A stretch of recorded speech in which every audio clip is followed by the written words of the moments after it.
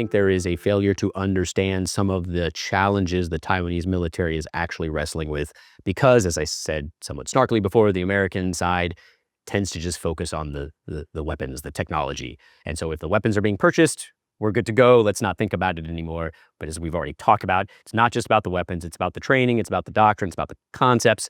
It's about the culture. Because especially in an asymmetric posture, you can't use these things if people at the lowest levels don't feel empowered to make decisions and to make mistakes. 你好，我是宜农。半年前我在脸书上分享过一篇文章，它的主题是台湾在战备上最大的问题是文化。那篇文章引起了很多的讨论，许多人告诉我，这说中了台湾国防最关键的挑战。文章的作者之一是军事专家 Michael Hunzeker， 他和我曾经一起撰写《沸腾的护城河》这本书的部分内容。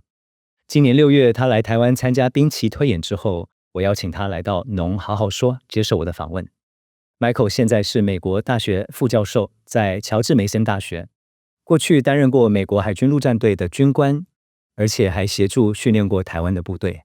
因此，他兼具了学术还有实务的观点，对台湾的国防转型有很深入的观察建议。这次的访问，我们聊到台湾的防卫改革，不只是武器升级的问题，更是文化的全面革新。到底要怎么训练基层的官兵？怎么让防御体系更有弹性、更有韧性？国防议题在台湾太常被政治化，但是在现在的区域局势下，备战才能避战，应该是全民的共识。不分党派，我们都应该深入的讨论，还有检讨国防的问题，台湾才能够建立起坚强的安全防线。接下来是我和 Michael 的谈话。Mike, thanks for making time. Thanks so much for having me. Now, we both served in the military, although in very different roles. I was a conscript in the Taiwanese military. You're an officer with the U.S. military. But I think what brings us together here today is the fact that we both care very deeply about security broadly, specifically Taiwan security. Yeah. Now, what's interesting about your background is that you graduated from UC Berkeley, Phi Beta Kappa, and you have a PhD from Princeton. You also served as a U.S. Marine Corps officer, and now you are a professor at George Mason University. I was wondering if you can talk about this idea of military expertise versus academic scholarship, because traditionally they seem incompatible or contradictory, right?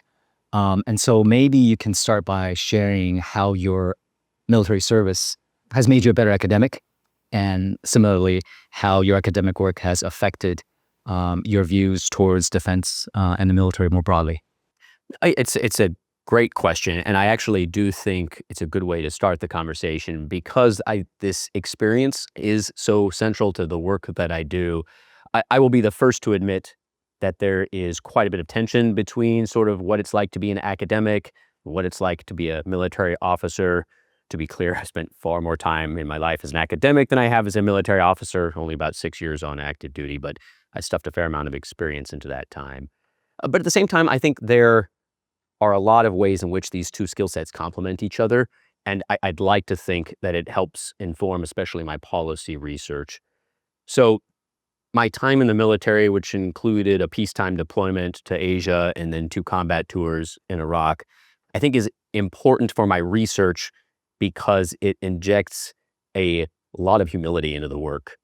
And humility, I mean, or by humility, I mean this sense of you can have the most perfect theory in the world. It can be rigorously arrived upon and tested, but yet at the end of the day, human beings have to go and do that thing, especially in the world of strategy and military affairs. As an Iraq veteran, I, of course, have very visceral memories of this theory about how we were going to cause regime change in Iraq, and then how we would rebuild society, leave, it would all be perfect, a democracy flourishing in the middle of the region. It did not turn out that way, in large part because it was a bunch of 18-year-olds with guns. None of us knew anything about the region. None of us had had combat experience before. And so it's very easy to see how a well-laid plan can immediately go off the rails. I also think there's a lot of humility that comes from understanding unintended consequences. And that in combat, you may have your plan, The other side has its own plan. And when things collide, there are sort of these knockdown effects, these dominoes that can spiral out in ways that, again, you can theorize all you want. You can read all the history you want. You can't predict it well. I also think my military experience, and in particular my time in Iraq, helped me understand the humanity of these issues. And, this is not at all to disparage the very brilliant people in my field who haven't served in the military. To listen to people talking in Washington right now about U.S.-China relations, U.S.-Taiwan-China relations, the prospect of a conflict between Taiwan and China, it's almost as if sometimes they forget that there are humans that will suffer tremendously, the people here in Taiwan and China, the U.S. forces if they become engaged. And I think understanding and having seen what this means in a very profound way that impacted me for many, many years afterwards helps me kind of understand what's really at stake here, and that this is not a game, and it is something to be taken very, very seriously, and not something to sort of you sometimes get the sense there are people who kind of wish that maybe it would happen. And my entire focus is let's deter people from even taking that first step. What you talked about just now reminded me of the saying, and surely you have a more personal appreciation for this idea that no plan survives first impact. Yeah. Right. But there's this quote that I think really captures this idea really well and touches on the themes that you talked about just now. It says, the nation that will insist on drawing a broad line of demarcation between the fighting man and the thinking man is liable to find its fighting done by fools and its thinking by cowards. So I think it shows that when society separates its thinkers from its fighters, we suffer the consequences, right? So this idea that warriors, fighters need to be thinkers, I think is an idea that I think we should remember. I obviously agree wholeheartedly. And again, as a young Marine, I served under, for those who follow military affairs, they'll know who he is, but former Secretary of Defense, James Mattis, who I knew him as a 2-star general who was our division commander, and he was a quote-unquote warrior's warrior. But the really fascinating thing about him, it's almost a style of leadership that seems the opposite of what you would imagine when you think Marine, massive, cut out of, stone statuesque and, thinking only about fighting all day long. General Mattis was a fairly small man, and he was incredibly open about the most important thing in his life with the Marine Corps, and the second most important thing was reading. And he said he was a single officer at the time. His house, he would get a house as the commanding general of the 1st Marine Division, just full of books. Every room you'd go into full of books, constantly reading. And he would tell Marines, if you are blind to history, you will end up repeating the exact same mistakes, and was very emphatic about making sure that his officers were thinking. As an academic now, though, I do think that relationship does have to go both ways. And I would actually say in the U.S., the military is doing a pretty darn good job of trying to push its officers to think and to think critically.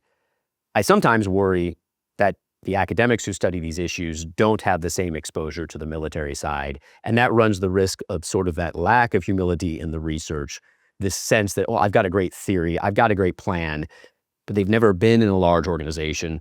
They've never gotten in front of a bunch of 18-year-olds who are scared, who are tired, who are hungry, and been like, we need to turn that theory into practice under the worst conditions imaginable. And until there's a better sense of that, I think we will sometimes have this civil-military disconnect. Every country has it, but sometimes I worry, again, a bit more on the civilian side, the academic side in Washington. Hopefully this conversation will be helpful to those in Taiwan who follow security and want to understand more about how to keep Taiwan safe. For us, the civil-military divide exists. On top of that, as a country, we have very limited experience with real-world conflict.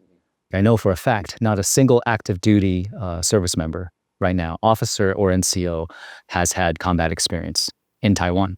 And so, and these are the folks who have the tough task of planning for contingency, ensuring that we can continue to deter our greatest adversary from using force against Taiwan. And so a lot of challenges there, right? Yeah. You spoke of General Mattis's this love for reading, appreciation for history, and which reminds me, there's this practice or a culture of commanders issuing reading lists. Mm-hmm. Yep.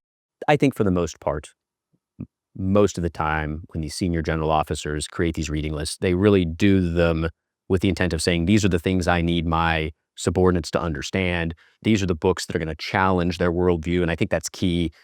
The reading list needs to challenge your assumptions, not reinforce them. Nobody needs to hear what it is that they already believe. And so from that perspective, these things are, very useful in helping to inculcate and create that sort of thinking warrior that I think everybody needs in U.S., Taiwan. And this is not theoretical. I should add that the Marine Corps went through a round of introspection and self-examination about what it needs to look like to stay relevant, to stay competitive, to remain the lethal force that it needs to be. And so, this Force Design 2030, I haven't tracked where it's at now, but certainly when it was first announced that the Marine Corps is looking at its own force structure. Yes. And its own training. You spoke of officers having to think. One of the initiatives, the pilot programs that I saw was that they were now training infantrymen, non-officers, to also do the thinking as well. And this idea that whatever rank you are, you need to be able to step up. Yes.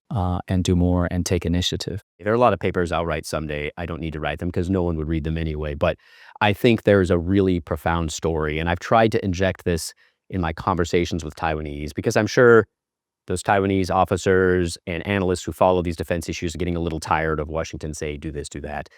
The fascinating thing is the U.S. Marine Corps, as you correctly pointed out, was undergoing this period of self-reflection, introspection, and now transformation that basically looks exactly like what it is that many of us have been trying to urge the Taiwanese military to do. This understanding that the quote-unquote older ways of war that revolved around small numbers of big tanks and sexy fighter jets, that had been undone or is in the process of being undermined by these newly cheap, lethal, autonomous weapons. And so the Marine Corps was itself saying, we need to embrace asymmetry if we want to prevail on the modern battlefield. And they're doing a lot of the exact same things that many of us were saying. Taiwan, the Marine Corps can get rid of tanks, you can get rid of tanks. And the Marine Corps still has this expeditionary offensive mission the Taiwanese military doesn't have to worry about. If they could do it with these types of weapons, so can Taiwan. I also think what's really fascinating is, and the history is still being written, but many of the core ideas in the Marine Corps' transition and transformation came from the bottom. They came from very junior officers, we're talking lieutenants and captains, who were young enough to see these new types of technologies, computing power married up with drones, who just went out there and experimented, sometimes actually even in their own training exercises. Like they were in the pipeline to become certified commanders, and they said, we have these drones, why would I do this the old way? I could do this with a drone and keep my people totally safe from the enemy weapon systems. And they came up with these ideas and they pushed them up the chain of command. And senior leaders were, a lot of senior leaders poo-pooed them.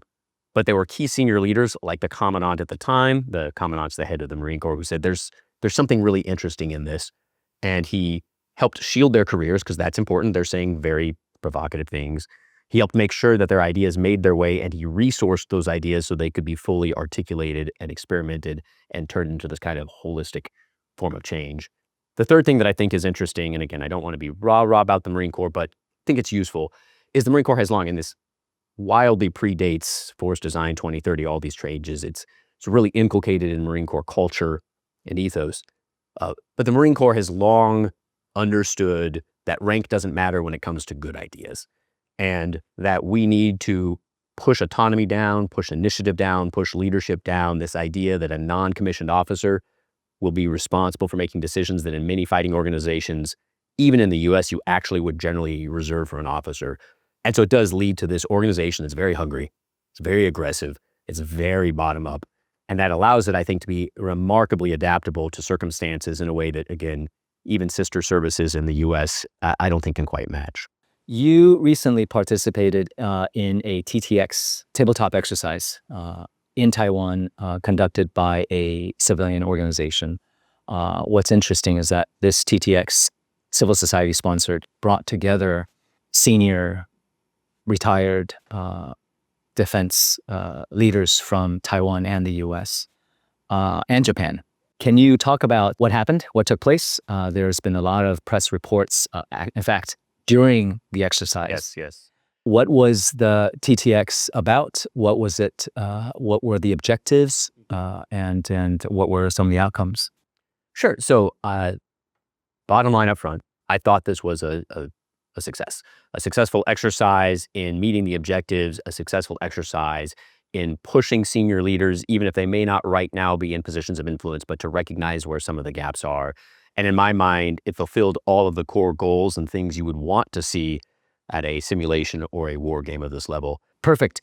Let's drill down on that a Sure. little bit, because what are objectives or war games? I know I'm glad you asked the question, because I do think one must contextualize this exercise with, at least from the American's perspective, what you want to achieve out of this sort of thing. So a war game, a tabletop exercise, a simulation, these, at least in the United States, have long been tools that leaders at every single level, I mean, we're talking down to small unit leaders all the way up to the heads of organizations, that they use to think rigorously and realistically in a dynamic environment about how a future conflict or crisis might play out. And by dynamic, I mean strategic, in that it's not just one side, the American side, saying, this thing happened, first we're going to do this, then we're going to do this, then we're going to do that, then we're going to do that, victory. Because that's not how war works. War is a back and forth. The other side has a say in the outcome. The enemy has a vote. Exactly. They have a vote, and they have a powerful one. And this is the unintended consequences, the things you can't predict. And so a war game basically says, we're going to run through this scenario, but we're going to have different people playing different roles to include allies, partners, and the other side.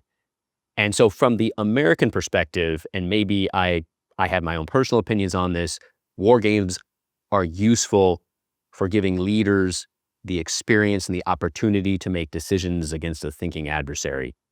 They are less useful, in my humble opinion, for predicting the future, because wars are dynamic. They're unpredictable. If we could run a bunch of simulations and figure out who wins, we wouldn't fight the war at all. So the fact we're worried about a conflict means we can't fundamentally agree. Therefore, the simulations, I think, not great for predicting. So if the goal is to give leaders a chance to make tough decisions against a thinking enemy and to make mistakes so you can learn, in my mind, and I run a lot of war games and simulations with my students, that is an A+ outcome.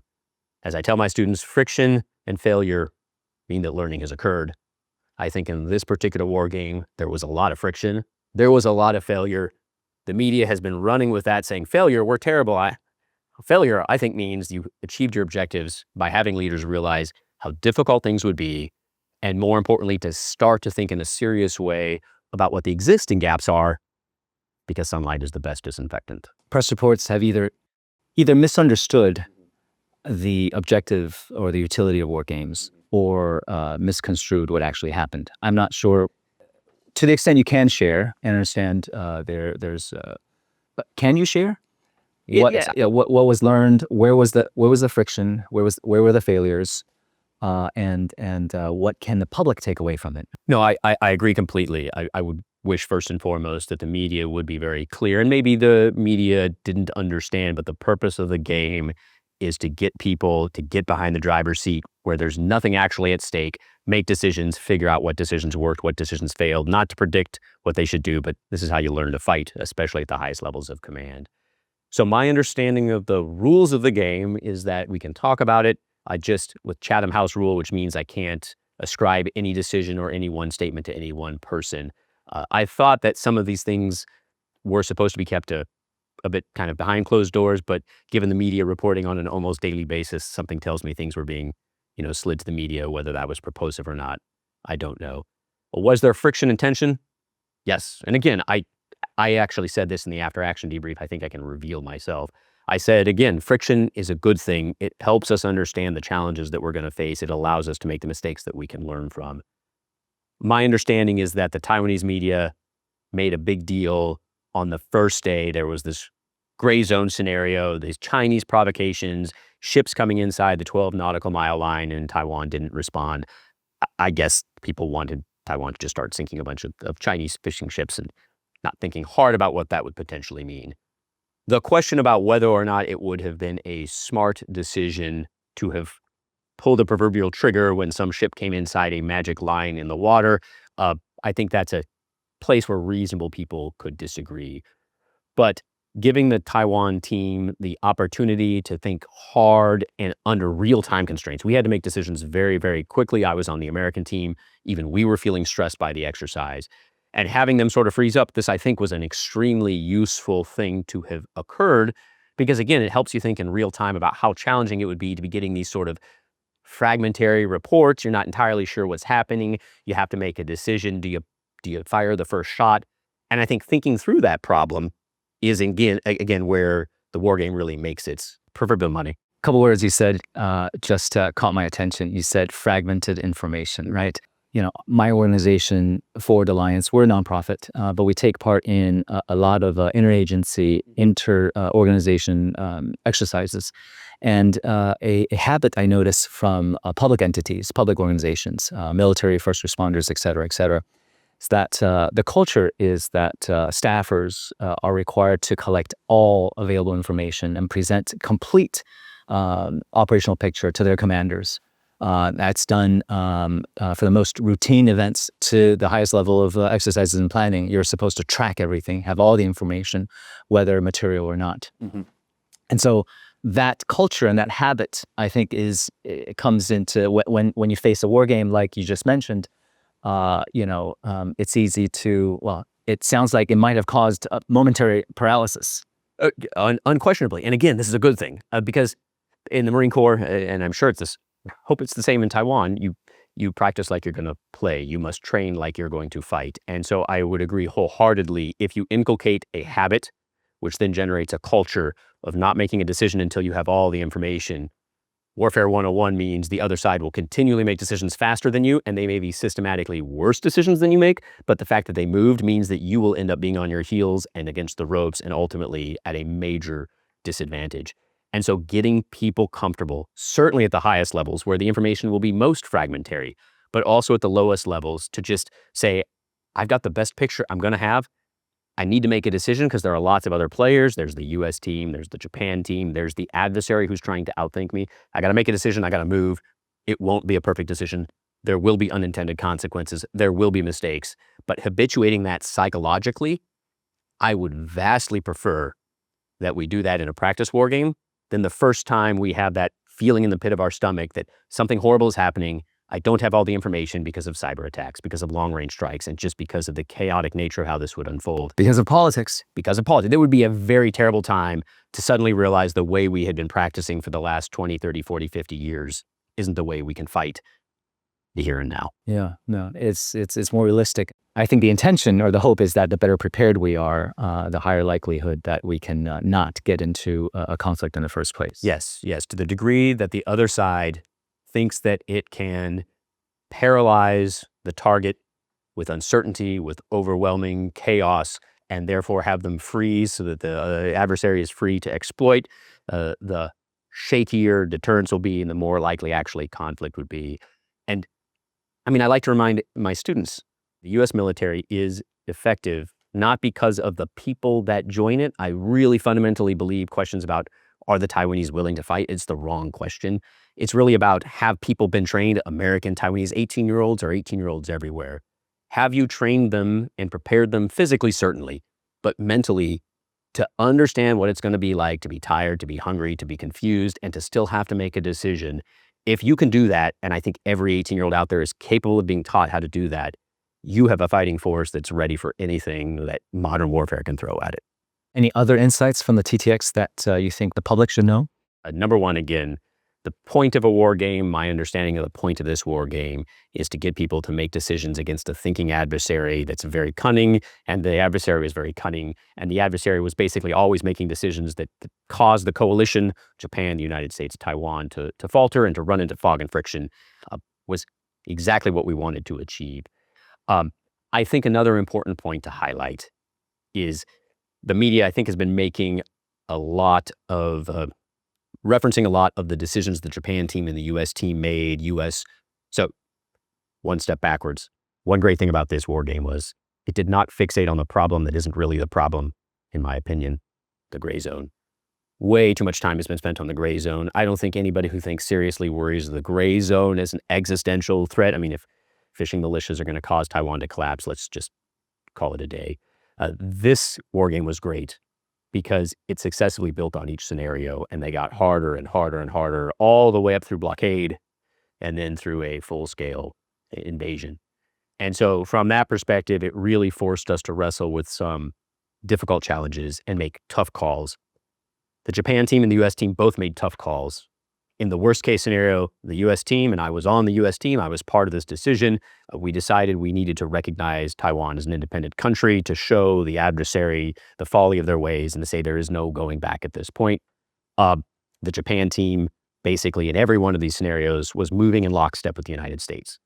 Again, those were the decisions that the players made in response to the facts they had. I do not think that should be taken as indicative of what the United States or Japan would do.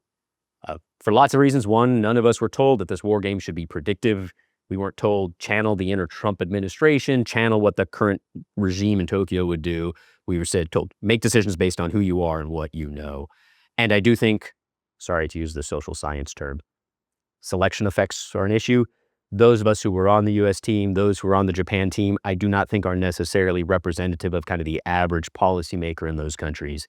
And so the case may be that those of us in the U.S. or those in Japan were a bit more hawkish, a bit more pro-Japan, or pro-Taiwan than may otherwise be the case. And so again, those are the decisions that reflect the thoughts of the people in that position. I do not think that should be taken as some sort of a prediction either which way about what Japan and the United States would actually do if this scenario played out 2030, 2035. The most important takeaway is, at least my understanding, and this comes from the American, I think, perspective on war games, certainly in the military, perhaps less in the analytic community. The war games are to exercise your leadership muscles. You should fail. Failure is good. Non-failure means you probably came up with a simulation that wasn't very realistic, and you really do want to challenge your organization. The second is, because the game is not designed for prediction, it's designed for exercise, to exercise the brain, exercise strategic competition.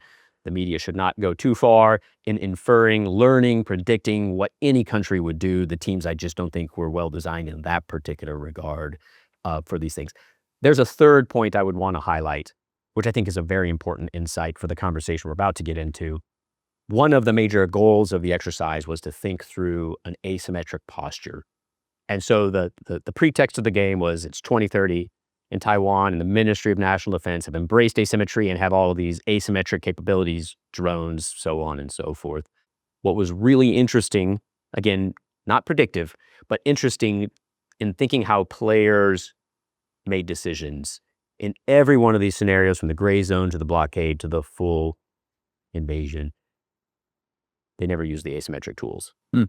And that's interesting. Again, I don't think it's interesting in a predictive way, but it does show, I don't know that the collective muscle memory, the brain is yet to absorb the fact that, listen, we're shifting from tanks to drones to long-range missiles, anti-ship missiles. We need to think in a fundamentally different way to use that toolkit rather than falling back to the old playbook, the F-35 and the whatever weapon system. Well, you talked about the selection problem earlier, right? And so yes, I hate to say asymmetry is a recent idea, because I think it's existed as long as way back, as long as there's been warfare, yeah. Right? But how to fight asymmetrically? What does that even mean? Is asymmetry about tools or approach? I don't think many people fully understand or have come to an agreement. You spent many years working on the Taiwan problem, right? You talked about gray zone threats, blockade challenges, and obviously the possibility of all-out warfare. You've written articles, books, analyzing and looking at Taiwan's options. Why have you focused so much on Taiwan? It's a reasonable question. I will be honest. I actually spent the first part of my academic career trying to avoid Taiwan for a key reason, which is, my family is Taiwanese, my wife is Taiwanese American. And so in my mind, part of being a good scholar is maintaining that position of objectivity. And I just couldn't be totally objective working things Taiwan because of my ties here. I began to, the mission creep set in. I began to sort of violate my own prohibition about working on these things for a few reasons. One of which were, intellectually, as a scholar, I study change in military fighting organizations. I want to understand how and why they change and how and why they don't change. And Taiwan was just too fascinating a case study, given how often DC was saying, you really need to change how you do business in Taiwan, and saying, thanks, no thanks. The second piece was I had a bit of lived experience on the military side. So I was actually part of the AAV, the amphibious assault vehicle arms sales package to Taiwan in the early 2000s. And after I came back from my second deployment in Iraq, I was part of a training unit. And in addition to training American officers, I trained Taiwanese officers. And I was also in charge of a unit that came here to Taiwan to train up enlisted personnel in the Marine Corps on how to use that vehicle. And I had some profound takeaways from that experience. And sort of this was not the military that I had expected to see. I thought there were some interesting endemic challenges. 2004, 2005, nobody was actually worried about this problem set. We start getting to 2015, 16. Now there's some serious concern that China might actually be serious about using force against Taiwan. I'm interested in military reform and the lack thereof, and I have some familial ties. I think it's important. So I've spent about the last 10 years doing pretty much nothing other than working on Taiwan, for better or for worse. So what are the key issues that Taiwan should be thinking about? What does deterrence mean? What should be the military strategy? We just talked about lessons from TTX. Help us break it down so that the average voter knows what they need to know. I would start with a couple things. I'm an academic. I have to define terms. And actually, terms here I think have been really problematic. So the first thing I would just do a little stage setting is say, I do not believe, I think most serious scholars and analysts in the United States do not believe war is inevitable. There's a real discrepancy between the perception of the threat from here and the perception of the threat in Washington. But in Washington, this narrative of war is going to happen in 2027 is problematic. War is always a decision. I think Xi Jinping is more willing to use force than his recent predecessors. He clearly wants that to be on the table, but I believe that his calculus can be altered. His mind can be changed in one direction or another. I do not think people wage war by timetable. They're strategic actors with a will of their own.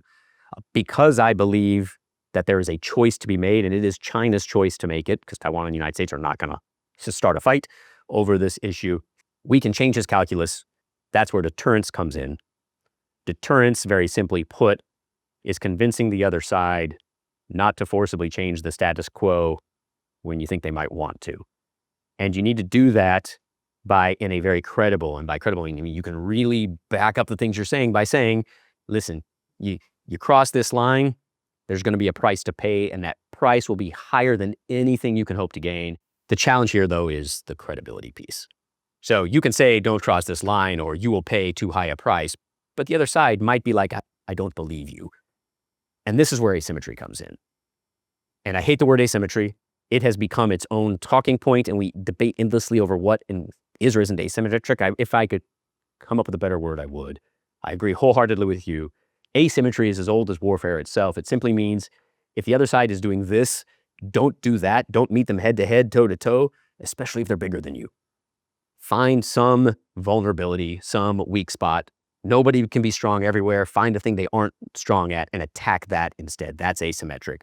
So in other words, be smart. Be smart. Be strategic. Yes, don't do dumb things, as President Obama once said. In Taiwan's situation, in my view, a very dumb thing to do, if you're trying to say, don't cross this line, if you cross this line and you challenge us forcibly, you will pay a price you're not willing to pay. A dumb way to do that would be to spend a ton of money, because Taiwan doesn't have as much money to spend as China does on its military, on a small number of really expensive jets, ships, and tanks. I'm not saying jets, ships, and tanks are terrible. In some contexts, they're incredibly useful. I was an armor officer. But in Taiwan's context, they're not, because this is exactly the war that China wants to fight. This is exactly the war that China spent 20-some years preparing for. It has overmatch, it has more of all of this stuff, and it has the ability to use new weapons to get this stuff. Therefore, if China says, I'm going to cross this line, what are you going to do about it? Taiwan says, we're going to send our F-16s against you. We're going to send our main battle tanks to the beach. We're going to send the 8 submarines we don't yet have. Who knows if you'll ever have them? We're going to send them out to sea. And China's going to say, I accept that price. Because for every one thing you can throw at me, I can throw 10 right back at you. And the result will be that no matter how effective the pilots are, no matter how courageous the ship captains are, modern warfare means they won't be on the battlefield very long. And then what's Taiwan going to do? So the whole idea of asymmetry is to say, don't fight the battle that China wants. Fight the battle that China isn't prepared for.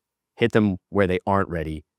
Use the fact that China's got to cross 90 miles of water to your advantage, especially because of these new weapons, drones, long-range missiles. But the last piece of this whole puzzle, and the piece I wish more people are talking about, and you as a soldier will understand this, the biggest investment in Taiwan's military, the biggest piece of Taiwan's military is the Army. And no one's talking about the Army. There's this idea that maybe the F-16s and the ships will save us. Or if not the F-16s, the ships, maybe coastal defense missiles will save us. But as long as the entire plan is to only fight on the Taiwan Strait and at the beach, it's going to give China incentives to find ways to make sure it can penetrate that and fight on the island. And so what you need, since there are about 80-some thousand ready to do it, trained ostensibly, is a ground force that can complement, that can back up these anti-ship missiles and these drones, that's ready to fight, independent unit, flexibly, low-ranking leaders making decisions because the high-ranking leaders may not be able to communicate with them anymore. If China has to look at that equation, I'm going to lose a bunch of my ships trying to cross the Taiwan Strait. Even when I'm getting off the beaches, I'm going to get swarmed by drones. Even if I make it off the beaches, I'm going to have these small units that are going to be pinning me down. And the key to this is all of that may not stop China if China had a year to do it. But if you can stop China for a couple of weeks, for a month, then China knows the U.S. has plenty of time to close that 7,000 some miles we got to go. I think that fundamentally tells Xi, you know what? I'm not going to do it today. Let's just push this for another generation. One of the tragedies in Taiwan public discourse is that even in defense, or even when it comes to security, issues are easily politicized. In any country, national security should be a nonpartisan issue, especially for Taiwan, who faces an existential threat. Unfortunately, that is not the reality we live in. It's very easy for folks to tune out everything you said before and just focus on the fact that you want, that you're proposing we have credible ground forces, that you prepare for the battle on shore. In short, bring the battle, bring war to every neighborhood and every community. Yes. That is not certainly what you just said. No. But I think it speaks to how toxic politics or policy has become. I know several senior officers, military officers, who hesitate to speak their mind about these issues that should be debated, even the retired ones. You talked about the limitations of fancy platforms, whether they're fighter jets, ships, submarines, or tanks. I think folks are concerned that if I speak out and question the validity and the efficacy of these programs, I might be labeled as speaking for the other side. I might be labeled, worse, a traitor or a PRC, CCP cutout. Yeah. Unfortunately, that means people withdraw precisely at a time when we need more people to speak their mind and test our assumptions, right? And so let's drill down on a couple key programs here that the Taiwanese public is familiar with. Submarines and tanks. Yes. All right. So now submarines are an incredible, I think, feats of technology. They are, no question. They can do many things. Mm-hmm. So maybe let's try to be objective and talk about what's so awesome about submarines. At the same time, why they might not be the best answer for Taiwan. So you are framing it perfectly. And I think the entire conversation we're going to have here is, it's not about what's right or wrong per se. It's about saying there are trade-offs for every decision that you make. The biggest trade-off is $1, an NT that you spend on this weapon system is $1 an NT you can't spend on that weapon system or that training exercise or that other thing. And again, in my mind, there are two overarching constraints that Taiwan faces. The first is that it faces a very real threat. And so, in a way that some countries maybe can kind of play around with money and be a bit wasteful for it, Taiwan can't, and that's because of the second constraint, which is Taiwan's economy, its budget. Even if you taxed 100% of everyone's income, it would never be able to afford the size of a military that China would be, nor should it. The point is to, maintain the flourishing democracy and the freedom to choose. So when we think about submarines, they are amazing tools. They are genuinely, in the truest sense of the word, asymmetric, because they operate under the water and they're very hard to find. There's been no technology yet developed that can very easily locate these things. And they therefore allow you, the Taiwanese, if you have a sufficient fleet of them, to hunt down the other side's shipping, to knock out their amphibious ships carrying all the occupation troops, and to sink their warships. So in that perspective, it is an amazing feat of technology. And if you can build them great, then power to you. As you can see, though, there are trade-offs. And submarines, for some countries, make a ton of sense. The U.S., I think that is our most important weapon if there were ever a fight over Taiwan. They're also really expensive. And they're really hard to build well. And the United States has been building them closing in on a century. We made a lot of mistakes in the process. We've learned from those mistakes. Taiwan faces two big problems here. Number one, Taiwan has really limited, for reasons totally out of Taiwan's control, limited experience building, especially the big complicated submarines, which means the chance that the first, second, third, fourth, fifth submarines coming out of the IDS program are, knocking it out of the park as capable as they should be isn't high. The second piece is, at best, they're $2 billion US per submarine at best. And again, as you're developing these things, the milestones, it's all going to slide. It's going to get more expensive. If you do the math on that, you buy 8 of these. That is basically an entire year of defense spending. So if Taiwan had quadrillions more dollars, that's not a real number to spend on these things. Heck yeah, buy and build a bunch of IDS, buy and build a fleet of 50 of the darn things. And then I would sing a very different tune. But if you can only afford 8 of them, you don't know how long it's going to take to get those 8. We don't know exactly how capable those 8 will be because it's hard to build, and you diverted a ton of spending you could have spent on coastal defense missiles, on highly capable ground forces, on really effective and useful training. Then what you're doing is putting a lot of, as the US would say, Americans would say, a lot of eggs in one basket. And the biggest problem is with 8 submarines operating in the Taiwan Strait, it's a really tough operational environment. China has something like 50 submarines it can throw at the problem. Those are going to be a very high priority target. And again, submarines, big, complicated. Half of them spend half of their time getting fixed, which means half of your fleet's actually out in the water. China's going to put all of its focus on knocking those things out. The other half are sitting at port. They're going to be vulnerable to preemption, to saboteurs, or the fact they're just not working at the time that a crisis would break out. What you're saying is even for submarines loitering, whether in the Strait or elsewhere, might not be the deterrent that people want them to be? I think it is would those 4 submarines take out Chinese ships? I am sure that they would. They would be sunk gallantly fighting the good fight. That wouldn't really galvanize the Taiwanese people because it would happen under the water. And most importantly, the goal is to convince the CCP not to attack. If you want to be strong, if you want peace, you got to prepare for war. You got to show the other side you're serious about war. And that's what convinces the war not to happen. So it's not one magic bullet, Nope. or one magic submarine. No. It's everything from how you think about your air power, Yes, to what you're throwing at your adversary at sea, at the beach, on our homeland. it is a system. And by system, as Americans, we have a bad habit of fixating on the weapons. The weapons are necessary by weapons. The drones, the coastal defense missiles, necessary, but they're not enough. With those weapons, because you can have 1,000 drones sitting on a shelf, and I'll be honest, I talked to some Taiwanese soldiers, and they're like, I got all these drones. And I'm like, so what do you do with them? And they're like, I don't know. Here are the drones. And Americans keep shipping more, and we keep buying X and Y and Z. There's an absorption problem. You need the weapons, but you need the training so people know how to use the weapons. You need to empower the culture so people feel like I can make a decision, because these weapons only work if you're using them independently in a way the enemy can't predict or cut off. And then to do the training, you need a set of high-level concepts that guide the training. We call this doctrine. And to have the doctrine, you need a national strategy. Therefore, at best, we can say Taiwan is buying a lot of drones and weapons, and a bunch of soldiers are going to sit around and say, these are great, but I don't know how I'm supposed to use them in a way that actually convinces the other side not to do anything. Well, you're talking about the training you're talking about is not just using the drone example, not just how to fly and pilot them Yes. at all. Yes. Right. That's the first step. Learn how to shoot the rifle, learn how to fly the drone. But then it's also how do you deploy them? So in the US, we call this combined arms. So you can teach a person with a rifle how to shoot the rifle. You can teach a person with a machine gun how to shoot the machine gun. You can teach the person with an artillery piece how to shoot the artillery piece. But if you send them to battle and the machine gunner just shoots the machine gun and the rifleman just shoots the rifle and the artilleryman just shoots the artillery, you'll lose.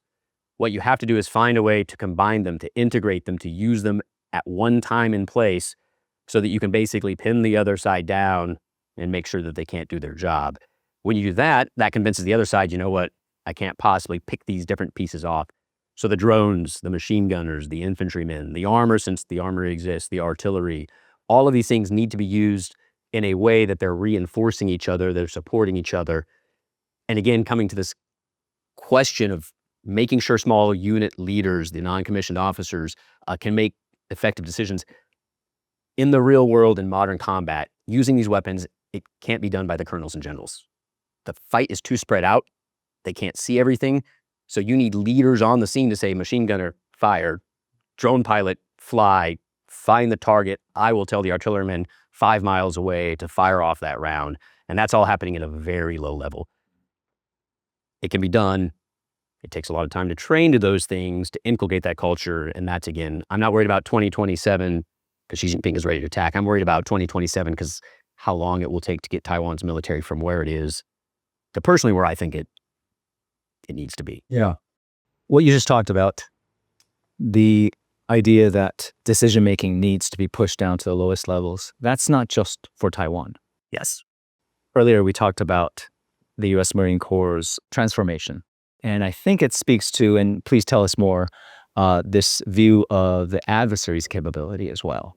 Of course, there's always been fog of war, but if the adversary has been systematically building the capability to target the infrastructure, Yes. that degrades your highest level commanders, their ability to top-down, micromanage is also probably a too strong word, but top-down command what happens on the battlefield, then by default, it's not by choice.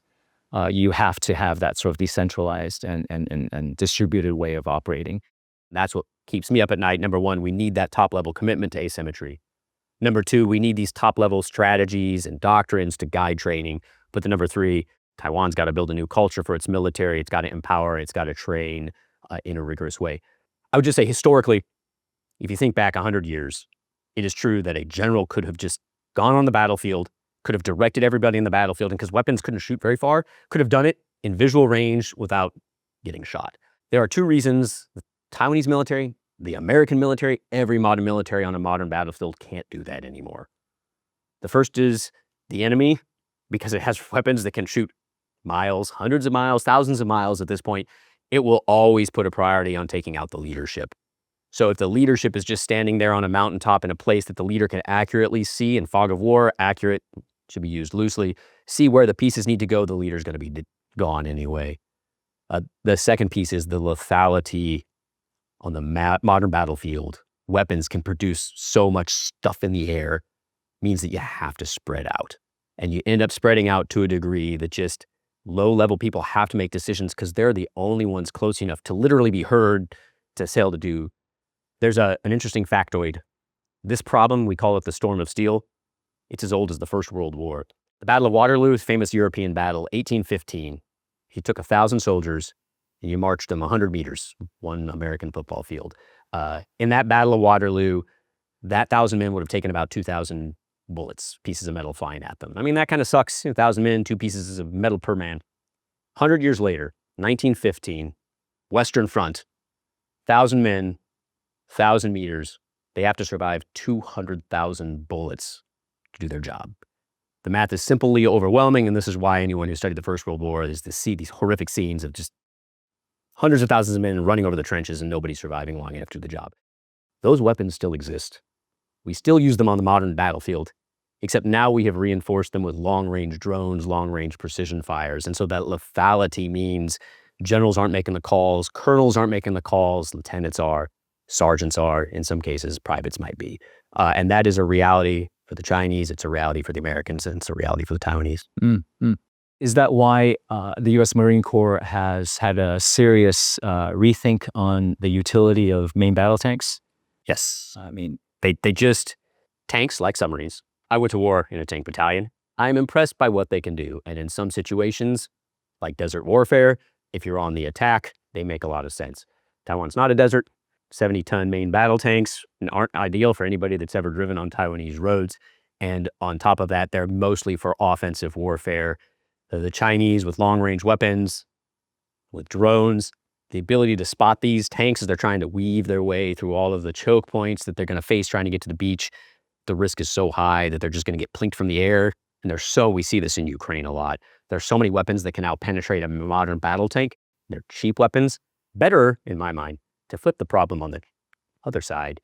The other side's probably going to want to use armor because armor can help it attack. But now Taiwan can use cheap weapons in order to return the favor on the other side and say, I'll use a $2 weapon system to take out your really expensive tank and turn it into a bunker on the battle. that's asymmetry in the right way. That is asymmetry in the way that, again, saves money and saves lives. And I do want to come back to this point about ground warfare because I have heard this very important critique before.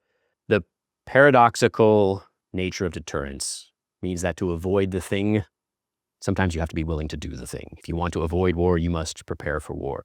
That is the logic of saying we need ground forces ready to take the fight to the streets. Listen, I spend a lot of time in Taiwan, come back every single year, 20-some years, have family here. The thought of having Taiwan fight in the streets to destroy Taiwan, to save Taiwan, appalls me, and I've seen this sort of thing with my own two eyes. But this is not the situation that Taiwan created for itself. This is the situation that China is imposing on Taiwan.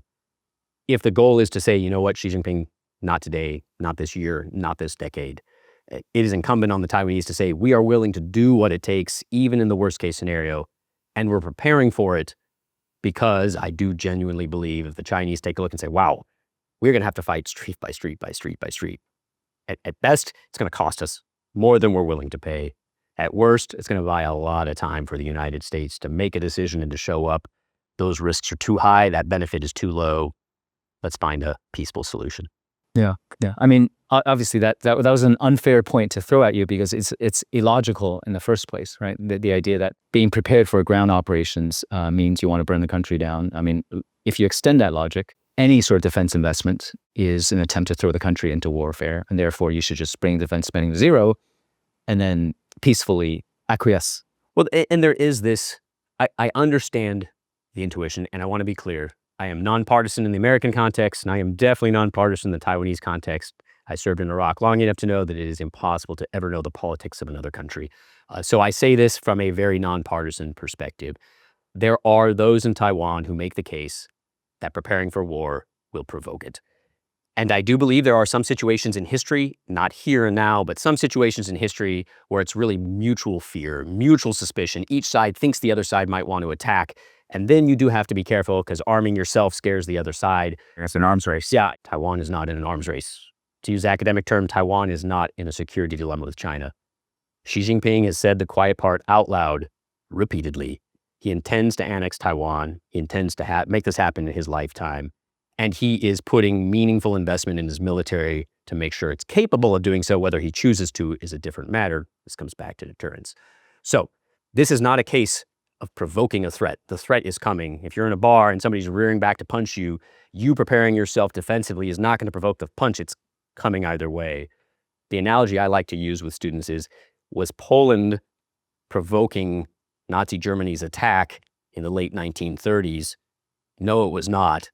And in fact, anything Poland would or could have done to make itself more prepared, at worst, would have made it in a better position to fight off the attack that was inevitable, and at best may have convinced Hitler to wait another day.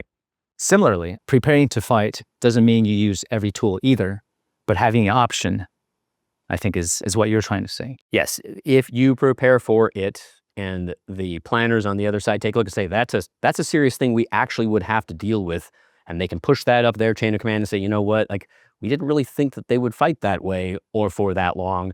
That complicates our planning. That buys America time to come in. The whole idea is if you're serious about it, you actually decrease the threat. I fundamentally do not believe it can provoke the threat because in this case, the threat's coming and weakness is what invites war. When Russia waged a full-scale war against Ukraine in February 2022, Putin thought, as did much of the world, thought that Ukraine would fall and fold, similar to what happened in Crimea prior to that. Certainly that didn't happen.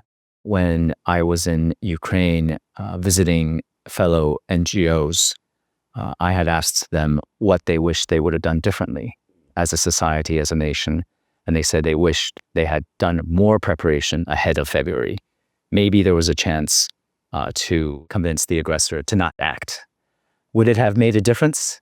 We don't know, but certainly would have saved a lot of lives. Yes. You recently wrote a piece co-wrote a piece in War on the Rocks.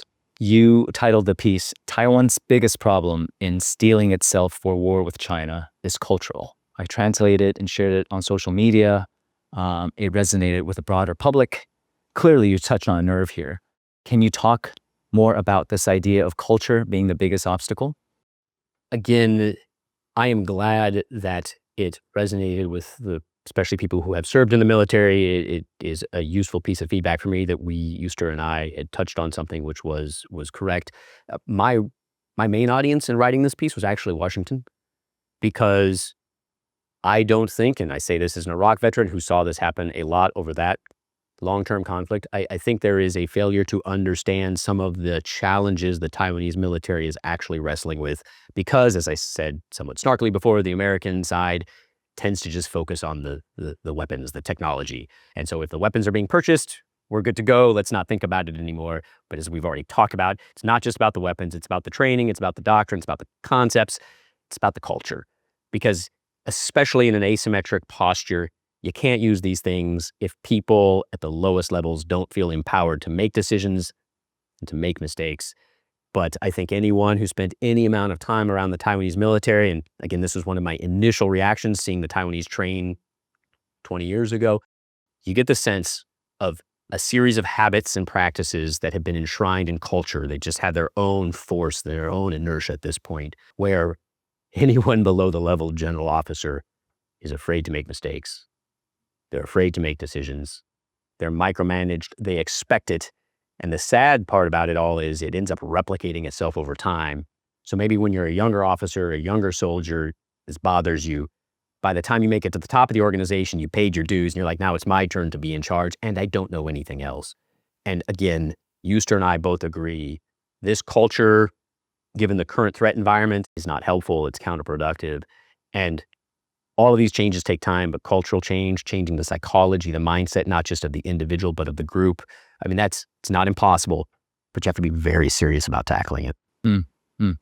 We don't have all the time today to go through that article, but we'll put the link to the article in the description to this conversation, and then we certainly recommend everyone to read your work.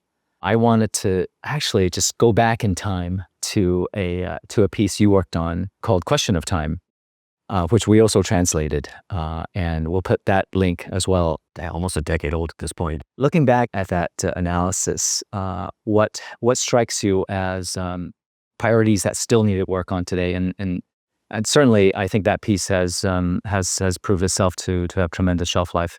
I appreciate the support you gave to the project, and especially translating it all those years ago.